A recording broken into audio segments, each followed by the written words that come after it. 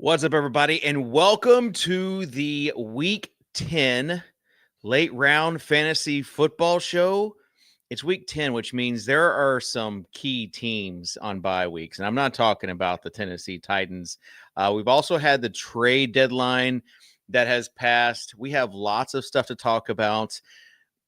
Not a lot to talk about last night. We're not going to talk too much about last night. We're going to move on. It's going to be a fun show, an interactive show. We're going to get down and nerdy here on the Late Round Fantasy Football Show.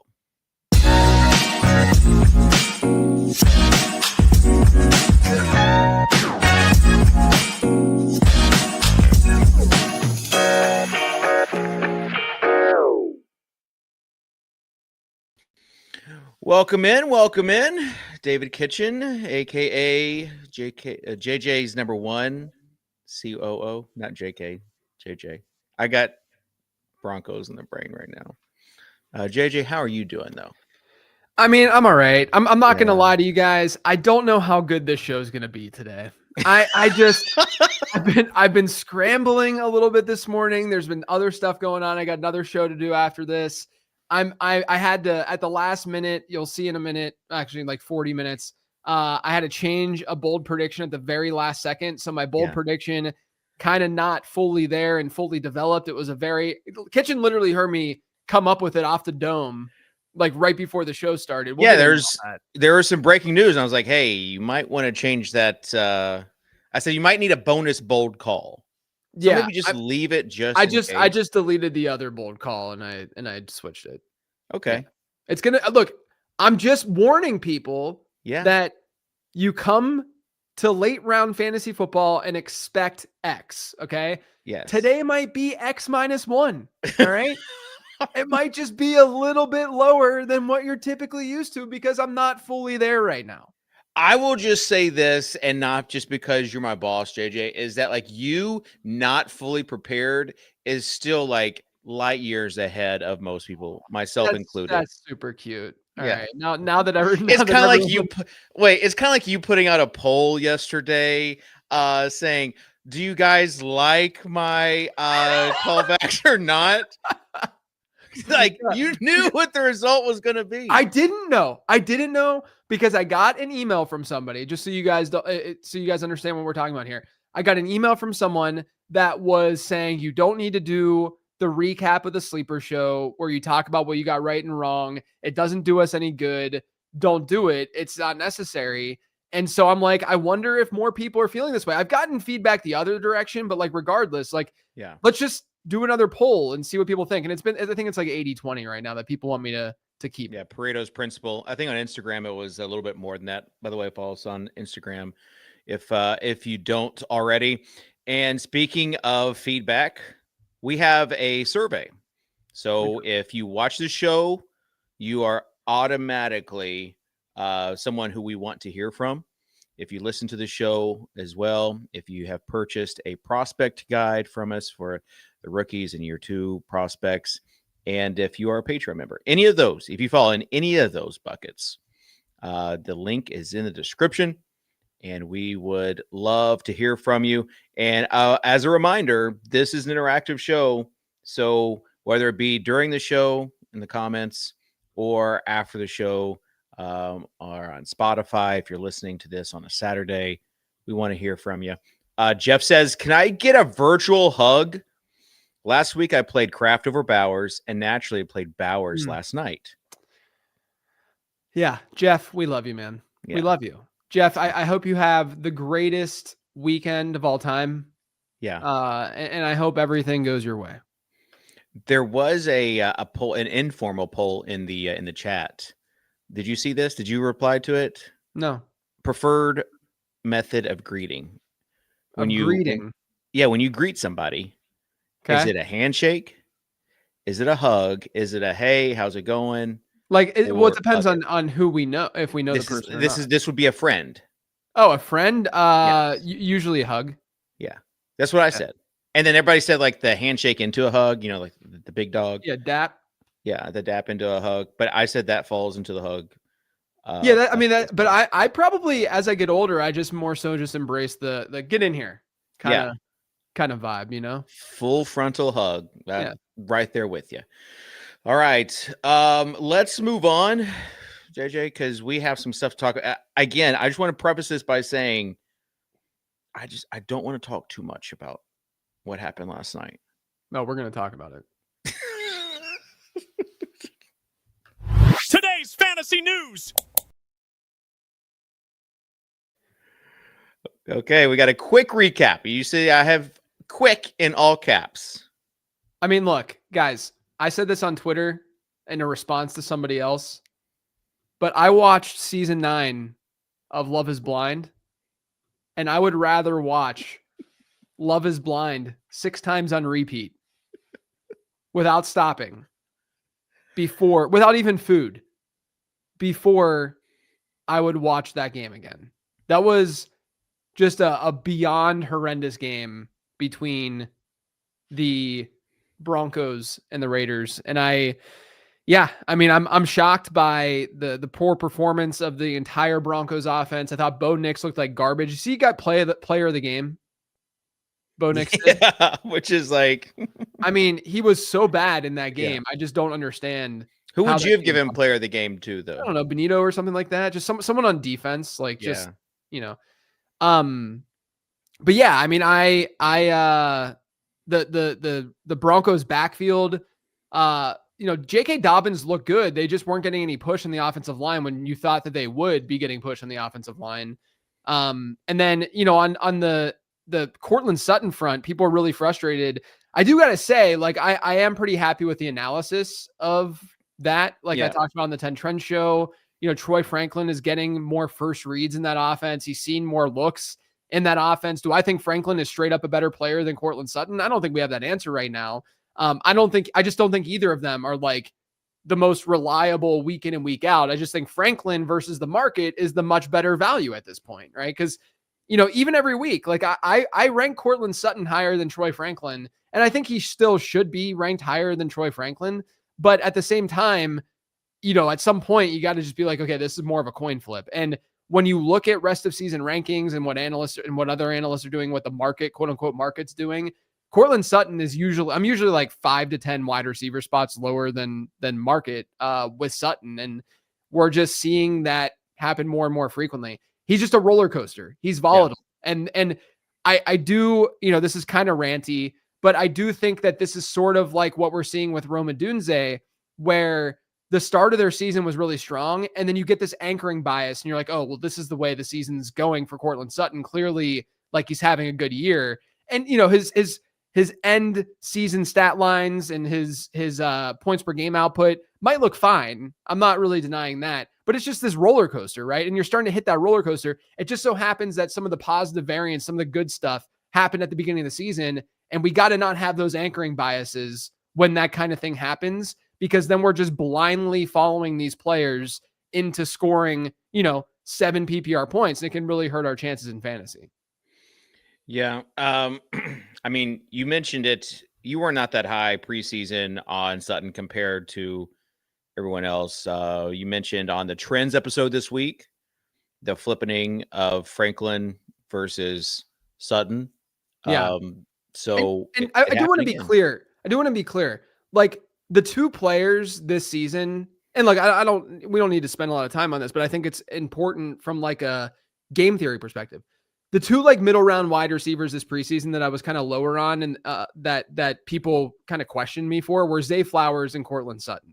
And the argument was not that they had a production floor. It was that they historically have not shown us a production ceiling. Now, I still like Zay. I had him as a buy a couple weeks ago, but he hasn't shown that, like, he hasn't scored since like week 1. And then Courtland Sutton is showing us that roller coaster. That's basically what I was trying to say, like in those blurbs and talking about those guys, is that when I'm drafting those middle round players, I really want the Emeka Egbuka type ceiling. The guys who can like completely change, George Pickens, the guys who can completely change, a fantasy team and like have these like crazy ceilings. And we're, I just don't think we're going to get that out of Courtland Sutton. Hopefully, cross your fingers, we get that from Zay Flowers down the stretch with Lamar back, and he's seeing a higher target share. But that's really just the logic behind all of that. I think we're seeing that come to fruition a bit. Okay, and on the flip side, you got Brock Bowers goes from 40 burger last week to one catch for 31 yards last night. I haven't seen like first read target share data or anything like that, which I've been using Fantasy Points a little bit more. They do a great job with their data. And the first read target share stuff is really interesting. And I know people were starting to use it last year a little bit more. I haven't dug into like the stickiness of it all quite yet, but regardless, I haven't looked at that data from last night. I don't even know if it's up yet. But it seemed like they were running like just I didn't, again, not looking at the data casually. It just seemed like they were running more 12 personnel because they don't have Jacoby Myers. So we're seeing a lot of Michael Mayer and Brock Bowers.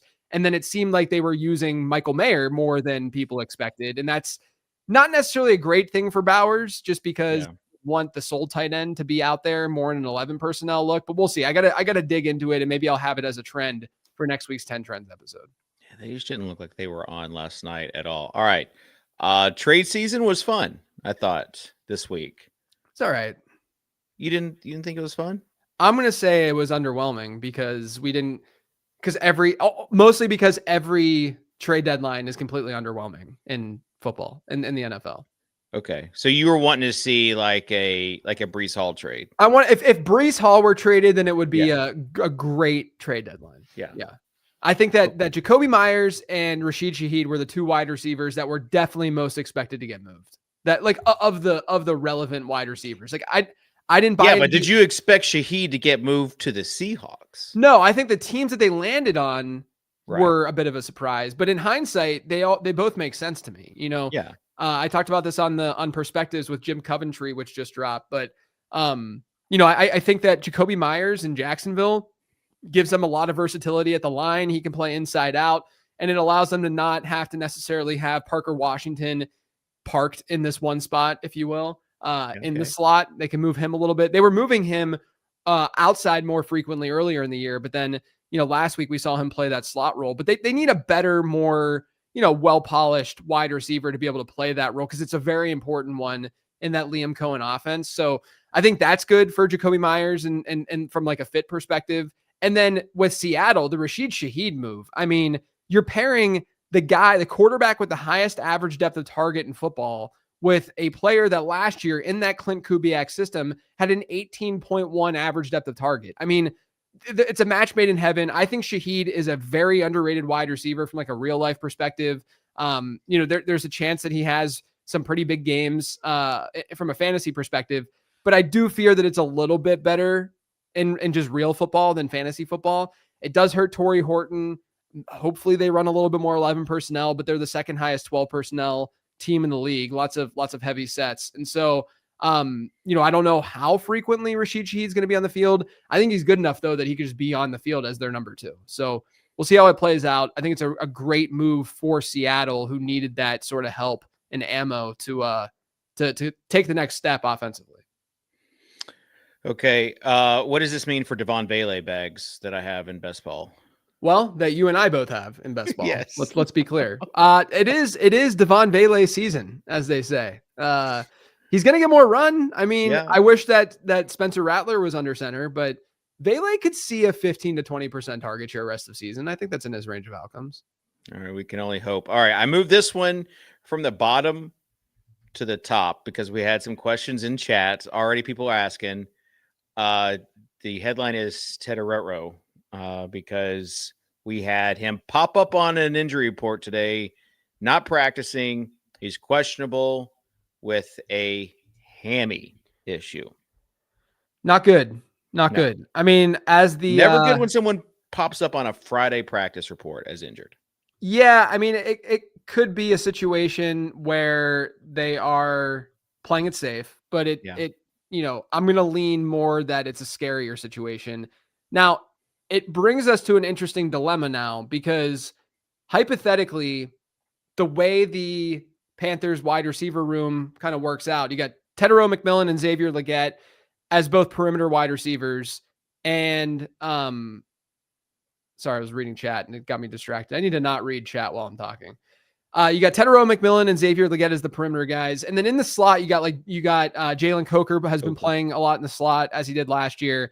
You have Jimmy Horn, who will play in the slot quite a bit. Hunter Renfrow is still there. That's what their depth chart looks like. My opinion would be that, like, in this matchup in particular, New Orleans has been really good at defending the slot.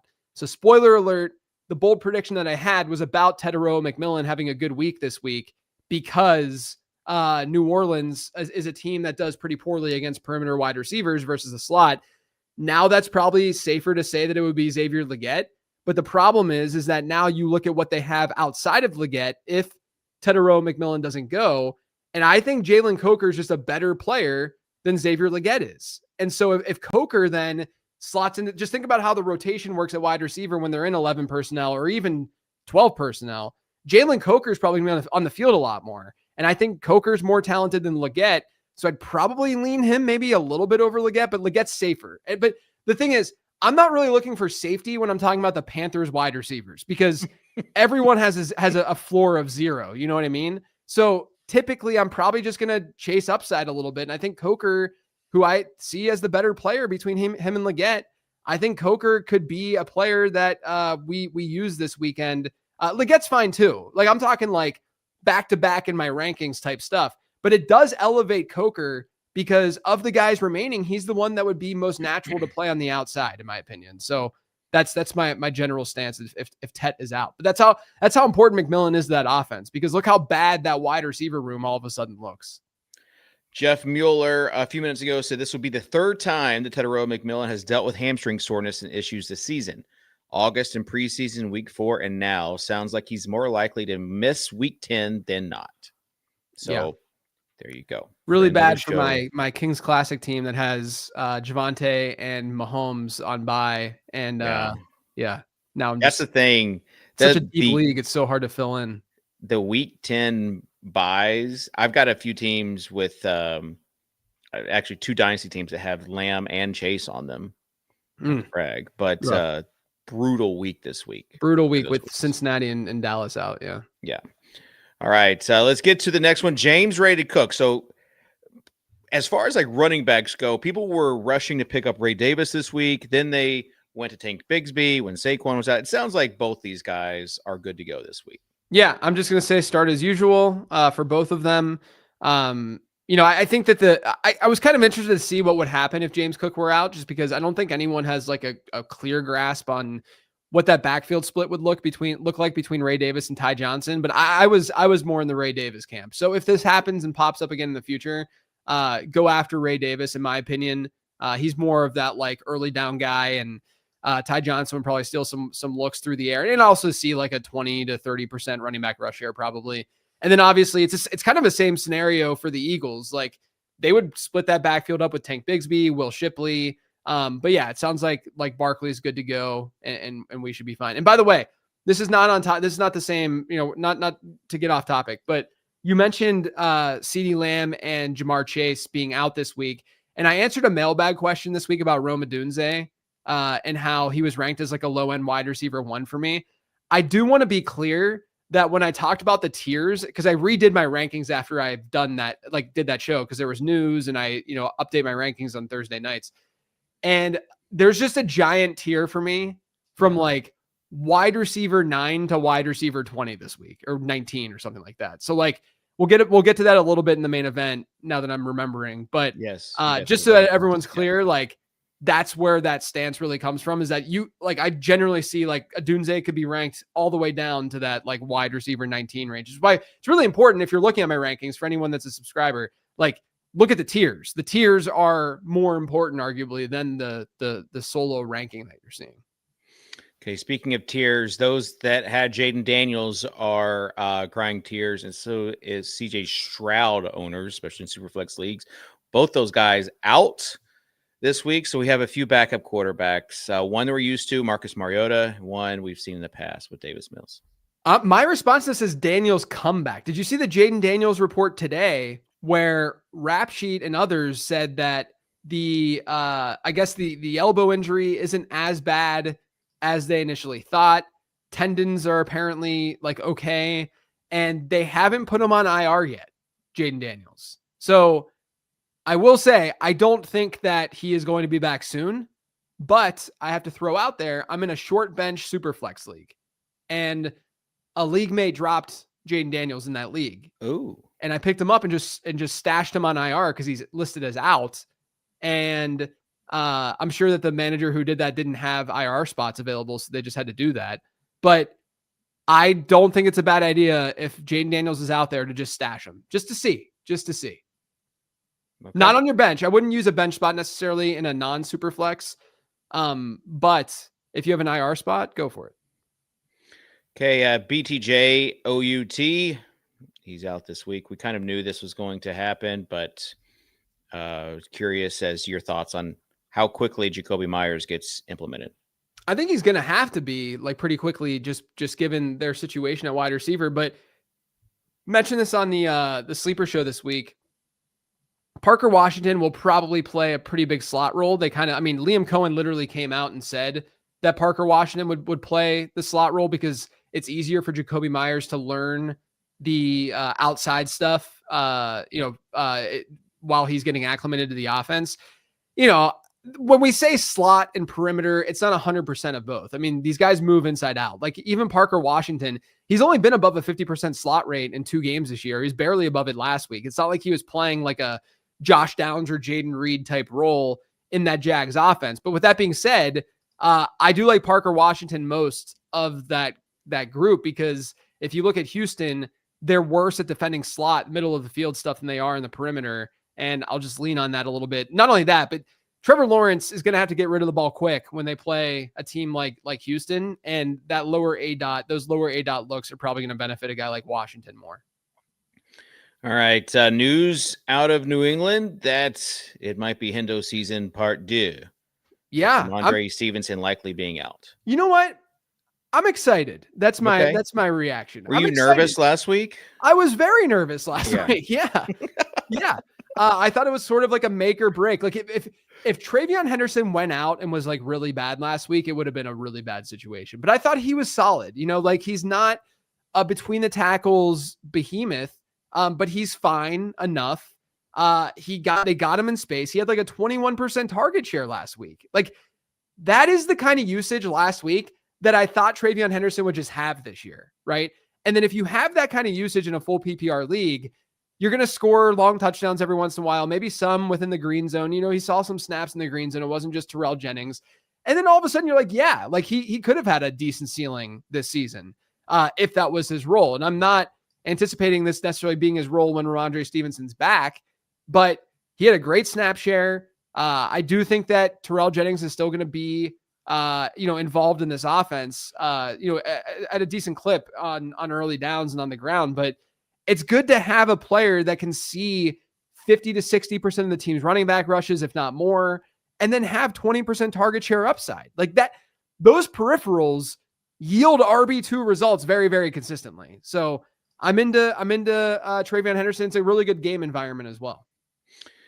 All right, Booty, rocking nowhere this week. He's going to be out. Did you see that he posted in his Discord? Like he's got his own Discord. Oh, I love that. Don't you love that? And he posted that he's got a grade 1 hamstring. I want to join Kayshon Booty's Discord. Yeah, okay. I really should just join his Discord. You should. I'm assuming it's what is Kayshon Booty's Discord? Like, what is it? I wonder what it's called. I don't know, but there's lots of possibilities. Lots of possibilities with that last name. But I think he's a gamer, and that's where the Discord comes into play, is because he's a gamer. So like video games, not during games. Well, he's a baller too. Yeah, he's a baller. Yeah. I'm putting Kyle Williams season. I'll talk about him later though. Okay, we'll talk about him later. Yeah, I mentioned him on the Swolecast and got laughed at. Did you? Laughed at? Yes. I found it really interesting that the response to Kayshon Booty being out has been Demario Douglas. Like that's the way. Like if you even look at projections, people are going towards Demario Douglas.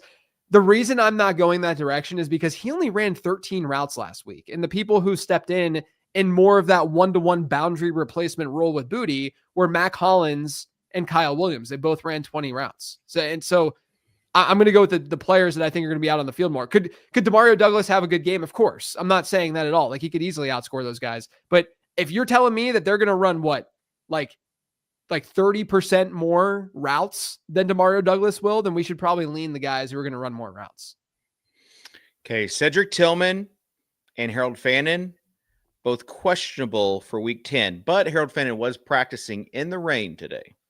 That's very good news for Harold Fannin's mother, who we adore, right? I mean, it's good. Like, I think if he's out and Njoku's like a low end tight end 1 type, but if he's in, then I like Fannin more than Njoku, just given the kind of usage we've seen from him before their bye. Cedric Tillman being back is pretty interesting too, because I kept every data dump when he was active. I would always have like here's how Cedric Tillman's been doing against Jerry Jeudy their last X number of games. And it's always Cedric Tillman outperforming Jerry Jeudy over and over and over again. I'll talk about Tillman maybe as a look ahead waiver wire option. I will be. You will be. Spoiler alert. Yeah. But yeah, I mean, like I think it's just good news for the team all around. They need another presence there. And honestly, at this point, I think we should just say it can help Jerry Jeudy, because anything I think at this point can help Jerry Jeudy. He's been horrible this year. Terrible. Like in DFS terms, if you're under 4K, generally you are not like a very good wide receiver. This week he's 3,900. Yeah. Like that's just crazy. Yeah. They're just, yeah. it's a and, social and experiment. you still don't want to use them. Right. It's a social experiment to see how cheap he would have to be to get you to play him. Yeah. All right. It's a good spot on paper for him though. Like I'm not going to be surprised if one of the Browns wide receivers has a decent game this week. Okay, we got one more. It was put in the actual news or the NFL news and rumors actual channel on Discord. But Bears hot hand running back approach. This is what they said. What Ben Johnson said on the Bears running back workload. I believe in a guy having the hot hand. One guy, if he's feeling it and giving us a spark, we might lean on that a little bit longer. Yeah, I'm not surprised by that. Yeah. I said this on Perspectives. I'll say it again. I think Kyle Monangai, he looks like one of the typical day 3 running backs who steps in, is decent in fantasy football because of opportunity. And then future years we're like, hey, remember Kyle Monangai? Like the way that we look at Dameon Pierce and these types of players that don't have necessarily like locked in starter roles. But look, because he's not much of a pass catcher. So DeAndre Swift is going to have that kind of role. And this is what's really important. I talked about this over the summer with Coach Speak, okay? Where Coach Speak, and they talk about splitting backfields, they don't think about the receiving work when they say that. They go back to Tank Bigsby, Coach Speak, go back to Jordan Mason, Coach Speak. It's all about who's going to see the carries. And then beat writers, they're all like, oh, it's going to be more of Jordan Mason's backfield because he's going to see more of the carries and Tank Bigsby's going to see. But guys, in fantasy football, it's a different game, okay? What matters more is the receiving work. And DeAndre Swift is going to see that receiving work. I can almost guarantee you, 95% chance that DeAndre Swift has more routes run than Kyle Monangai this week, right? The difference is that Monangai could now see more work on the ground, which is still very valuable, especially in a good matchup. Monangai now has back-to-back games. I mean, the Bears in general, but obviously Monangai started last week against the number 1 and number 2 best opponents for running backs by adjusted points allowed. So he goes up against Cincinnati. He dominates. Now he gets the Giants. Even with DeAndre Swift active, Monangai can be a usable flex this week. So I'm not surprised by the comments, but just keep in mind that when coaches and when beat writers and whomever is talking about, when they're talking about a backfield, they're almost always talking about the rushing role, but that's actually not what's most valuable from a fantasy perspective. All right. Jeff was at the expo and he missed it, I guess, beginning of the season. He said, I was there. How did you pick Harold Fannin's mom out of the crowd? So just the quick TLDR is that there was a Browns game that night. So there was a Browns watch party. It was the first one. It was the first one for the Browns. Yeah. There was a Browns watch party there at the same time that we were there for the Pro Football Hall of Fame Fantasy Football Expo. And I asked her if she was also an Ohio State fan. She said no, Bowling Green. And then his cousin said, yeah, her son played for Bowling Green. And we all knew. And so that was a dead giveaway. Dead giveaway to anyone that was in that crowd. If it was just a normie fantasy football crowd, if it was like in your home league, probably wouldn't have said, oh, son played for Bowling Green State. But like people that they found the one spot on the planet where everyone knew who Harold Fannin was. Yeah. Yes.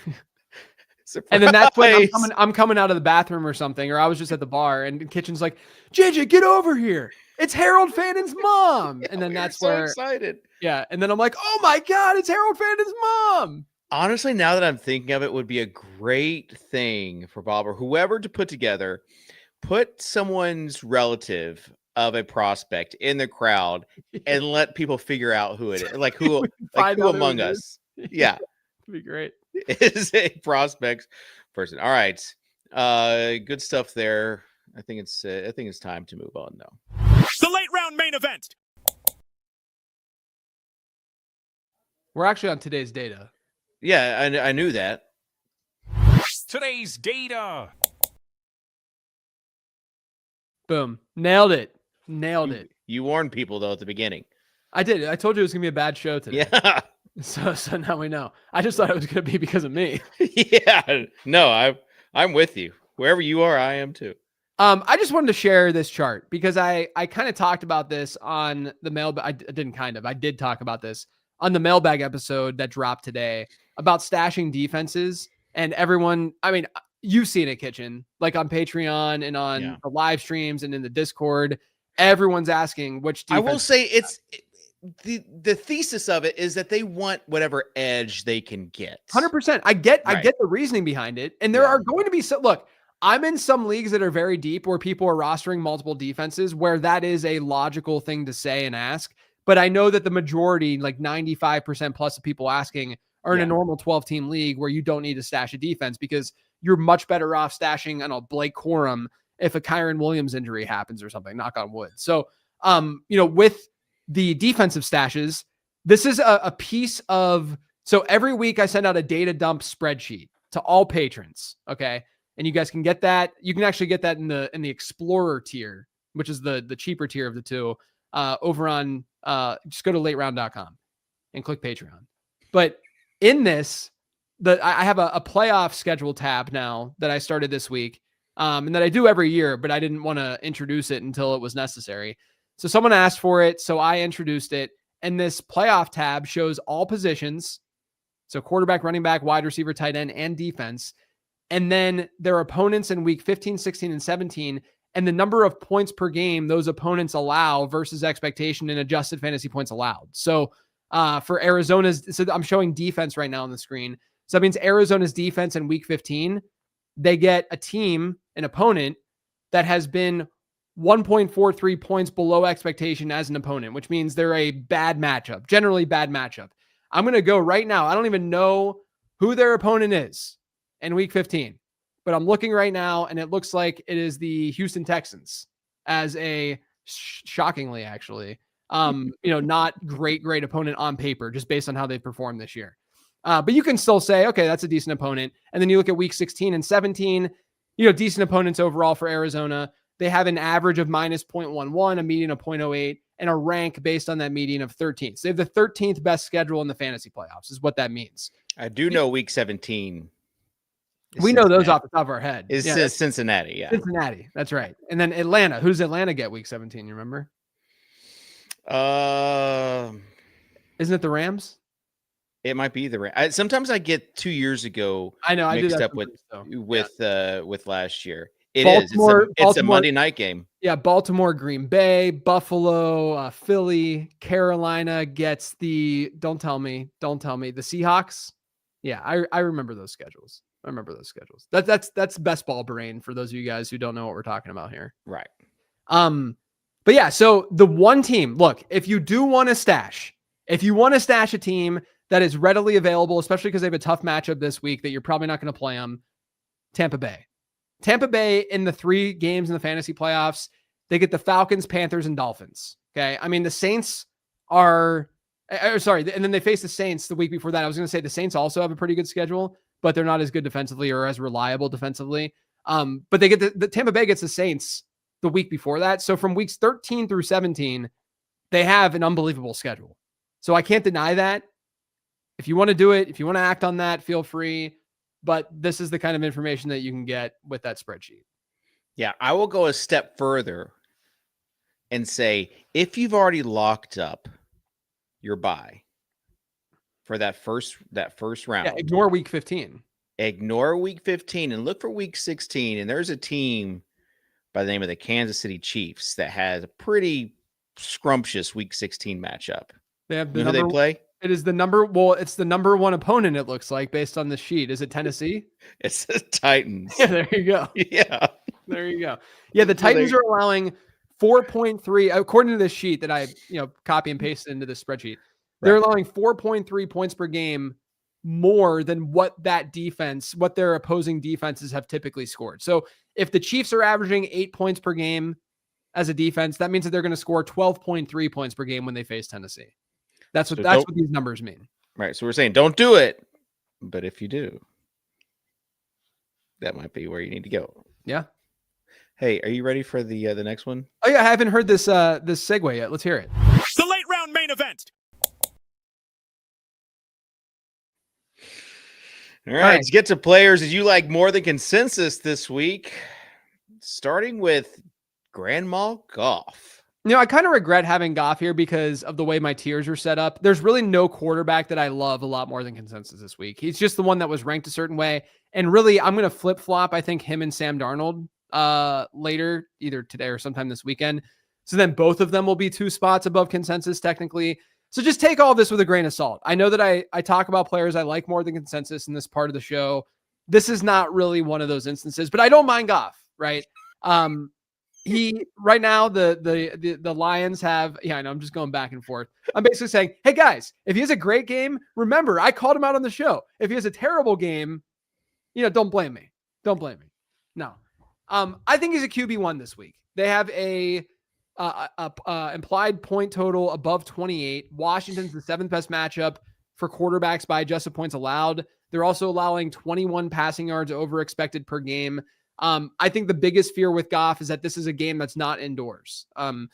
If he doesn't perform this week, there's a chance that I'm going to have him as like a hold on 15 transactions because of the dome stuff that I talked about in the 10 trends episode. Which I thought was good. I thought it was a good trend. That was a fun one, right? Yes. It was one that I didn't really think about. Yeah, one that I don't really do. It was just one that I kind of saw was happening. I'm like, oh, this is kind of crazy. Like they literally, the final 6 weeks of the season, fantasy season, they only play in domes. And we know that Jared Goff is better, at home and in a dome than he will be outside.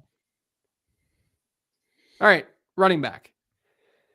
I have Quinshon Judkins 2 spots above consensus this week. The Jets don't have Quinnen Williams, as we know. They also don't have Sauce Gardner, which is going to make their defense just worse in general. The Jets were already a decent matchup for running backs. They ranked 15th in adjusted points allowed. There's actually a decent pace score in this game. Now, part of that has to do with the fact that these teams aren't very good, and that's not adjusted for game script. So take that with a grain of salt. But I do think Judkins, in this spot where the biggest worry for Quinshon Judkins is going to be game script every week, right? Because he's not their 2 down or 2 minute back and their 3rd down back. But this is a game where it's probably gonna be pretty close because both teams are terrible. So yeah, tied for lowest total of the week, but the Browns are favorites, 2.5 point favorites. Yeah. So yeah. So I like Judkins. I think Judkins could actually. There's a chance he smashes this week. It's a good spot for him. I think for the record, as an aside, I think Judkins is a general buy candidate right now. Like he was, I have more than 15 transactions every week, and I just kind of whittle it down to get to the ones that I really want to talk about. Yeah, Judkins was this close to being a buy candidate. Okay, I put this guy on the cover because I saw that you were so high on him compared to the consensus. You have him all the way up at wide receiver 10 compared to the consensus wide receiver 20. This is the giant tier I was talking about, Mr. Kitchen, earlier on in the show, where I don't think there's much of a difference between him to the wide receiver 19. But even still, wide receiver 19 is higher than wide receiver 20, which is where he's being ranked right now. So I'll throw it out there. Garrett Wilson. I hate this game from a scoring standpoint, so it's kind of crazy that I have Judkins and Garrett Wilson both listed here. But a little preview of the quad box, I think. Yeah, definitely not putting the Browns and Jets in the quad box. But here's the thing. Both offenses will funnel a lot of looks to both of these guys, which is why I like Judkins this week. And then Garrett Wilson, man. I mean, I people are hesitant to rank him high, obviously, because situation's not that great, but he has a 37% target share per game rate this year. He has 8+ targets every single game. And when you get into that tier 2, you have those really volatile wide receivers where you're just like, I mean, this guy can give me 5 targets or 15 this week. Whereas Garrett Wilson, we know, has this floor of at least getting you 8 targets. And Cleveland has been much better against the run and running backs. They rank 31st, or the second worst matchup for running backs this year. They're average against wide receivers and adjusted points allowed. And that's despite the fact that they're often facing positive game script. There's not as much volume, against them because they're usually the ones that are trailing. So I like Garrett Wilson. Like, I think he's a good player. He's seeing a high target share. That's really what we all could ask for. Like, the one way that Garrett Wilson worked out this year was if he was seeing target shares like this, and he is seeing target shares like this. So we should just continue to ride that. Yeah. I don't know if you remember a couple of years ago, the Jets and Browns were the week 17 matchup. Yeah. Joe 2023. Right. Yeah. And the lore of Joe Flacco, he had over 300 yards. And Njoku went off. Breece Hall went off on the other side. Yep. We thought this was going to be this low team total. And for best ball. Yeah, and it smashed. So you just never know. You never know with these games. So you could be right. This game could smash. All right. It's gonna smash. No, you already said it. Too late to take back. You've got Cardio Cade Otton as your tight end 14 compared to tight end 16. Yeah, 22% target share over his last 3. There's a high team total. There's a high game total, potential shootout against New England. And New England as a matchup is just like pretty much neutral. Like, it's a very average matchup for tight ends. They do target them, or opponents target them at a pretty decent rate.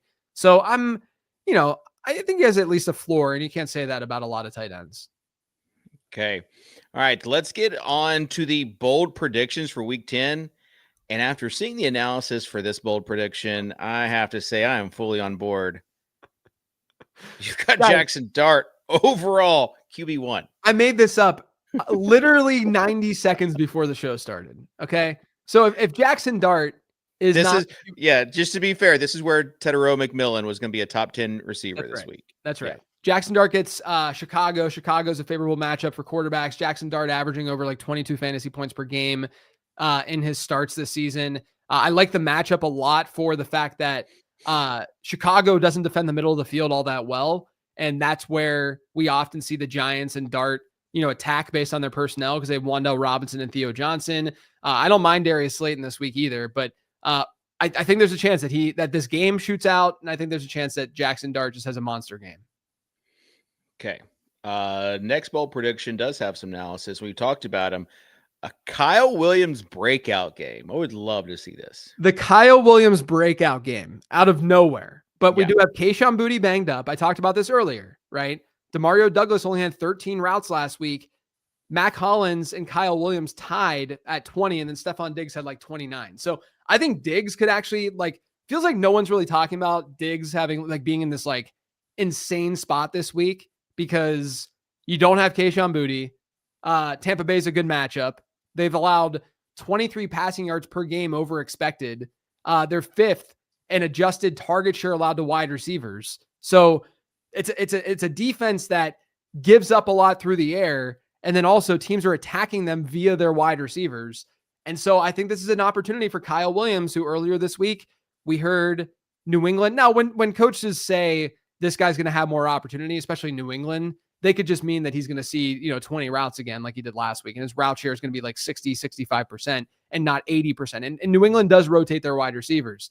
But I just think Kyle Williams is a much better wide receiver than Mac Hollins is at this point. And Demario Douglas is a completely different kind of wide receiver than both of them. And Demario Douglas only saw 13 routes last week. So I'm bringing this all together and saying I like Stephon Diggs, don't get me wrong. It's just this combination of Drake May and a really good rookie route runner and Kyle Williams. What if the magic hits this week and we get a breakout? And by breakout, I'm talking maybe a 60, 70 yard game, something like decent that we're like, oh, he's going to be on top of waiver wires next week, or one of the guys that we're going to be adding. Okay. Let's get to the look ahead waiver wire now. Yeah. You've got Geno Smith on there. That's assuming he's healthy, right? Yeah. I had that last night. And I guess I didn't really update People it. posted in the chat that if that was Patrick Mahomes on that late hit, probably. Yeah. They said firing squad is exact words, which might be a little harsh, but yeah. I just added another one too, but we'll get to that in a second. So yeah, the only reason I had Geno on there is because they get Dallas. He does get a 10-day rest, and it's a quad injury that I think Jeff Mueller was saying like it's more of a pain thing, so it's not like the end of the world for Geno. They get Dallas though next week. It's like a Charlie horse. Yes. Marcus Mariota gets Miami next week, so that's a good matchup for him. And then JJ McCarthy gets Chicago. That's a good matchup for him. Kyle Williams, I just talked about. Jalen Lane, I talked about this on the Sleeper Show. I think Lane is probably the Commanders wide receiver that I would prefer just for upside purposes, even though I think he's more redundant to Deebo Samuel than the other guys are. I just think Chris Moore is he's a veteran that we kind of know what he's about. Luke McCaffrey's now out for the year. Maybe your boy Treylon gets some work this week. It's Trey Lynn. Whatever. Yeah, just put some respect on his name. No one else. The reason. So I care deeply about pronunciations when they matter. Yeah, we haven't heard about his name in 3 years. So why? I know. That's what I'm saying. I'm not hearing that name all the time. Treylon Burks. Sorry. Yeah. But Jalen Lane, I think, is a little bit interesting. Go read the prospect guide and you'll see like some favorable numbers and metrics within that for his profile. I didn't mind him as like a gadgety kind of prospect. Christian Watson, 75% route share last week. They have a good schedule rest of season for wide receivers. They get the Giants next week. Matthew Golden's a little bit banged up. No Tucker Kraft. Yeah, no Tucker Kraft. Obviously, Jaden Reed's still out. So I think Watson is someone that everyone should be eyeing. Luther Burden. Olamide Zaccheaus has not been good this year. 1.29 yards per route run rate. Not a great yak per reception profile. Can you tell Ben Johnson this? Can you just let him know? Well, look, Luther Burden had a concussion last week, so he wasn't able to play. He was concussed the week before that, so he wasn't able to he's not been healthy for, in camp. So that got things off to a slow start. I'm still a believer in the talent. I still think Luther Burden needs to be rostered in a lot of leagues as a stash. Cedric Tillman, we talked about earlier. He should be back this week, it sounds like. And I think he might just be better than Jerry Jeudy. Pat Bryant. Yeah. He had a 71% route share last night, which is good to see. I think he's looked good. Almost had a touchdown. He almost scored this past, last night. He had that big 43-yard gain. They just couldn't get anything going offensively. But I think Pat Bryant is another one of those rookie stashes, just guys that, do we think that Troy Franklin and Cortland Sutton are so much to overcome? Or if one of them get hurt, then all of a sudden you have a lot of opportunity for Pat Bryant in that offense. So I like him as a stash right now. AD Mitchell, let's just see what his, snap share looks like and route share with New York. For those that are under a rock, AD Mitchell included in a trade this week to the Jets. Yeah, he was just throwaway, basically. It was AD Mitchell for Sauce Gardner was the trade. Yeah, they're just AD Mitchell, take him. They hated AD Mitchell. Yeah. It's so funny though, because AD was such a redundant piece to Alec Pierce. And I one of his comps in the Zap model was Alec Pierce. And it's so funny how they just went out and they got, like Chris Ballard loves athletic wide receivers, loves them. And so he goes out, gets Alec Pierce, a few years ago. Now he gets AD Mitchell. Then he trades AD Mitchell. But the Jets don't have anything behind Garrett Wilson. So it's going to be interesting. And AD Mitchell has some good separation scores and stuff. He can at least do that. It's just kind of bringing it all together. Blake Corum still only 10% roster, which is wild to me. He's probably a top 5 running back handcuff, who's getting some work naturally too. Sean Tucker, because this Bucky Irving stuff keeps happening. This next one. Yeah, we need to talk about this next one. I don't know, man. Let's just have some Sometimes fun. I feel like you just throw stuff in here just to get people's reactions. So there was a transaction of Malik Turner for Dallas. Right. And I think it signals that Phil Maffa is ready to come back. Phil Maffa will not catch passes for you at all. But maybe there's a chance that he could step in and be the handcuff for Javonte Williams, who's played well on the ground. Javonte actually has been pretty bad as a receiver this year. Really low yards per route run rate. So I do think that Jaden Blue would, if he were, good, if he were playing the way that they probably wanted him to play, it would have complemented Javonte Williams perfectly. And Phil Maffa is not that guy. So I think he's more of just a handcuff than anything else, but something to keep in mind for deeper leagues. Luke Musgrave, obviously, talked about him in the mailbag. I don't want to reiterate all of that. And then I just put the typical tight end twos, Mason Taylor, Theo Johnson, all the guys that I talk about on the show every single week. Like good matchup guys. Yeah. Kate Otten, guys who you can play if they're in a good spot. And then defenses for next week, Atlanta gets Carolina, and then Dallas gets Vegas. So I would like Atlanta more than Dallas because I just think they're a better defense. Davey Cake says, don't be sleeping on Maffa. Listen, if Manungai can make it as a 7th rounder, maybe Phil Maffa can too. Yeah, maybe. It's just, I don't have any Maffa bags, so we can, I think I said Malik Turner. I meant Malik Davis for the Cowboys before people hit the comment section and get mad at me. Yeah. Malik Turner was a wide receiver. Wasn't Malik Turner a wide receiver? Yeah. Okay.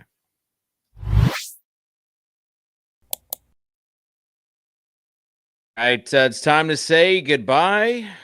But before we do, we got to get to the quad box. Okay, you're first. You're going first this week. Yeah, we picked the games that we want to see. I'm just going to assume you're going to go with Browns and Jets, so I won't pick that. I will go with I think Ravens and Vikings could be a good game, so I'll pick them. Okay, that wouldn't be my first, but I think that deserves to be in the top 4 probably. I think my first is Patriots Bucks. Lot of fantasy potential in that game. You get Mecca Igbukah is back this week because they're off their bye. Stephon Diggs, Travion Henderson. Get to see what the Buccaneers backfield is up to. I think it should be a fun game. Yeah. I will say the second highest over under for the week, or tied for second highest, is Falcons and Colts in Germany. That's a trap game. Very rarely do these international games go off. I'm really not happy. My guillotine team. I had J.K. Dobbins and Cortland Sutton last night, so I'm already off to a tough start. And then I have Drake London and Jonathan Taylor, and I'm like, this game, I need that game to be high scoring, and it's probably not going to be. Yeah. I'll just go ahead and you know what? I'm actually not going to put Eagles and Packers. I'm going to go with Giants and Bears. Yeah, Giants and Bears are probably my next one. It's just great for fantasy, but I will finish it with Eagles Packers. Okay. I think for the first time all season we picked the best 4. Yeah. Like these got to be the best 4.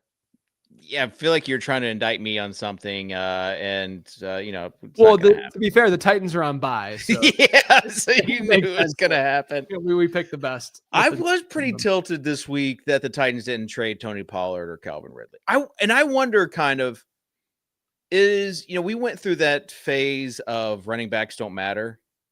Yeah. And like running backs weren't getting paid. I mean, they're still not getting paid that much. Right. There were holdouts, but after Breece Hall and Tony Pollard don't get traded, it's just like, maybe we're just back to running backs don't matter. Like no one's really wanting them. Yeah. I mean, look, the Chiefs offered a 4th, apparently. A 3rd is pretty rich for a guy that, you're going to have to re-up and they don't have necessarily all this money to do it. And then Tony Pollard, I mean, he's not been that impressive. Like Tajay Spears has outperformed Tony Pollard since he got back. One could make the argument that it's for the Titans, who have been pretty terrible this year, though, too. Yeah, of course. So, I think Pollard is probably an upgrade over anything they have. I mean, definitely an upgrade over Ramondre Stevenson. Right, but there was some chatter that the owner didn't want to trade. Yeah, because the whole Vrabel stuff, which I think is awesome. I love pettiness storylines, which is why I probably should like the NBA more than I do. But I love like the soap opera storylines of the NFL.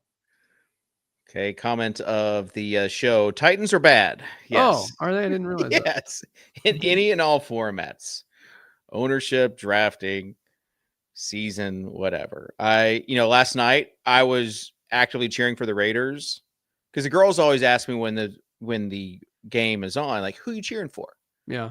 And so sometimes I'll say a team, sometimes I'll be like, I'm cheering for Bo Nix and Brock Bowers. Just the players usually. Yeah. Right. And last night I was like, we're cheering for the Raiders. We're cheering for whoever has the least number of wins. Yeah. So we can get that draft pick up. Yeah. They almost did it. They could have easily won that game last night. I know. If Titans get number 1 overall pick, which might happen, I might be via remote in Pittsburgh come this March. Maybe I'll go up there April. for that first. You need to. The first night. We could go on a Thursday night. We could stay with my in-laws. Yes. I'm not joking. My parents don't live up there anymore. My in-laws do. I'm not joking. We're part of the NFL Podcast Network now. Yeah. Hey, look, if they can hook us up, then yeah, we'll figure. Not my in-laws. I mean the NFL. Yeah, maybe we get to call it a pick. All right. I should call in a pick. Broncos fan here. Broncos also might be dead. All right. Broncos are this year's Steelers. Like the Steelers would start they're right. Yeah. And everyone's like they're not actually good. And that's what Denver is. Denver will make the playoffs. They'll be fine. Maybe they win a playoff game, but they're probably not as good as their record indicates.